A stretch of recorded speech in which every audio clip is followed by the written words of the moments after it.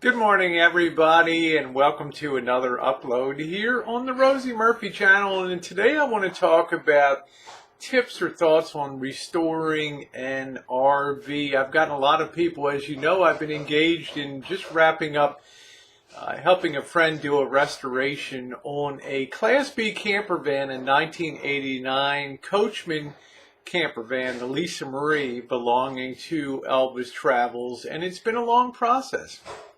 And it's had its challenges, it's had its surprises, and but what I want to talk about today, I've been asked to give some tips if you're going to undertake a restoration of any RV, be it a travel trailer, fifth wheel, Class A motorhome. Now, this is going to address the living part of it. I'm not going to get all involved, and I'm assuming you're able to hire a mechanic or something when you, at the time of purchase, to get a potential purchase looked over by a qualified person to see if the basic bones are sound, the frame, the suspension, the powertrain of the RV. I'm assuming that you're able to either do that yourself or find somebody to do that.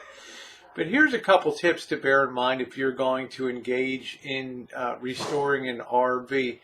Number one would be, save every piece of material that you pull out of the RV except things that have been damaged. I was able, because of potential mismatches of grains and woods and things like that, I was able to take some material that was carefully removed at the beginning of the restoration and use that for things like recovering cabinets and sidings on closets and things like that.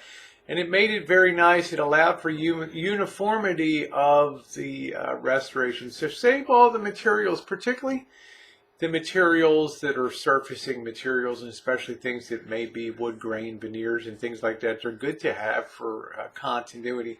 Number two tip I can tell you is to take things down to a point where you can find any potential causes of trouble that have led to a need for restoration. Now, what I mean to this, the Class B camper van that I'm working on now had a catastrophic leak in it for the better part of 2 years. It undermined the wood framing supporting the refrigerator. It seeped all through the coach, and it created a very unhealthy living condition. Okay, sometimes you have to take restoration down to a point of gutting things so that you can see and identify problems, because they have to be fixed.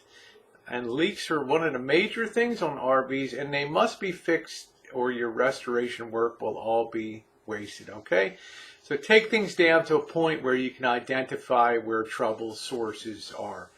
Number three is, try to identify beforehand where you're going to get the materials. You may want to restore your coach to its appearance as new, which is going to be challenging. So you need to start early to procure materials, colors, and vinyls, cloth patterns, velours, things like that, buttons, snap buttons.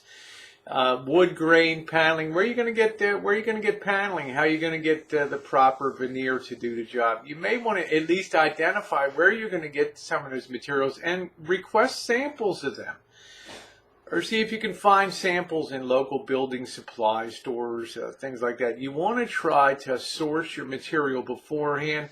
Want a new converter box, distribution panel, identify which one you're going to use so that you know, and that way you can work up your budget. The last thing I want to talk about is budget. You can save a lot of money on doing RV restorations if you think outside of the box.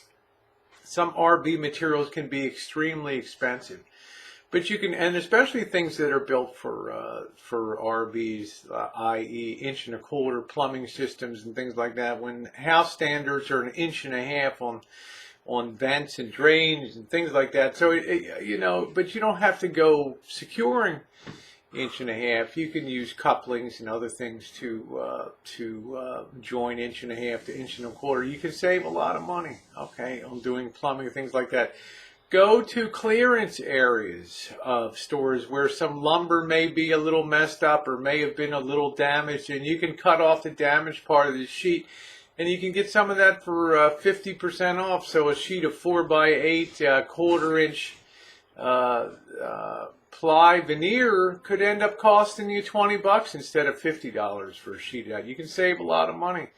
Things like countertop surfaces, you can find them. You can go to old RV yards and gut out tabletops that still look decent out of RVs, picking pools and places like that. Tracks for curtain, all kinds of things that you can do to save a lot of money. Hey, just my thoughts since I've been asked. A couple pointers on what I think is would be really helpful if you're thinking about doing an RV restoration. Anyway, thanks so much for watching, and thumbs up are appreciated. And if you have any comments, put them in the comments section down below. If you've done a restoration, give me a link to your restoration project if it's up on YouTube.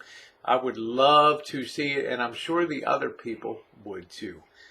Thanks everybody, and have a wonderful day.